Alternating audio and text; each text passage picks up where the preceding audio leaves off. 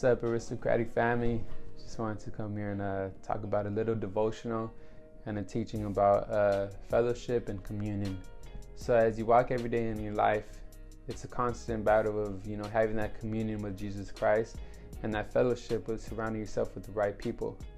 When we look at the Last Supper, there are four main things that we have to remember, because when Jesus Christ said, "Eat this," that this is his body, referring to the bread. And then he said, "Drink this because this is my blood," referring to the wine. He didn't mean it literally, but it was about spiritual nourishment. So there are four things that, we have to remember. The first thing is that when we have that fellowship with him and that communion, we're coming into his presence. The second thing that we have to remember is that he died for our sins and he died for me. The third thing is that we have to remember that we take all the benefits of his death in the cross. Because one of my favorite things to remember is that when he was on the cross, he said, "It is finished." But also I just wanted to remind you guys that, in the old times, when Moses freed, the Israelites from Egypt, he had to remind them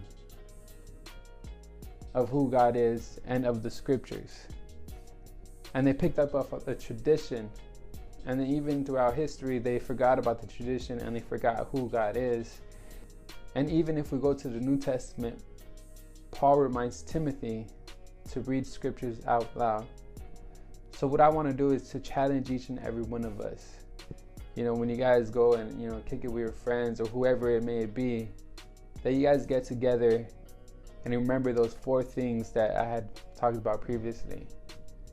And think about the importance of Christ's death.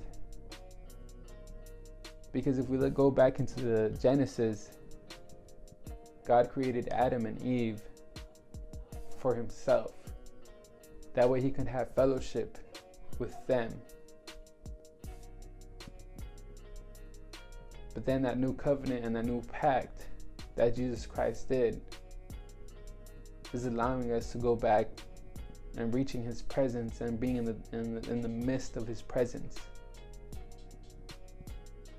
And just imagine how powerful it is if we just all get together on a Friday night, or a weekday, or on a Saturday. It doesn't matter what day it is. But the spiritual nourishment that we would receive by just reading the Bible together out loud.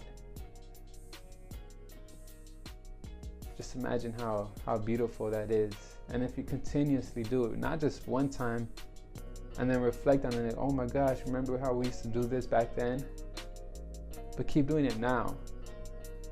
Keep striving to read his word daily, because we are meant to read it daily. And right now we're so blessed that we could read words that are so powerful and beautiful. Because back then, not many people had the privilege of reading. They didn't know how to read. That's why Moses had to read to all those people. It's because some of them did not know how to read. And the majority of us know how to read the Bible. So I kind of wanted to do a new challenge. And I know a lot of you guys that may know me, I do host, Bible studies with my friends, and we come and we read the Bible together. But I know a lot of us are busy and we're not able to meet at the same time. We don't have the same schedules. But find people that have your schedule and you hang around with the most, and read the Bible with them out loud. And if you guys want, just comment on the bottom section and just let me know what Bible book you're going to be reading. Just let me know what you guys thought of that specific book, and just allow God to speak to you.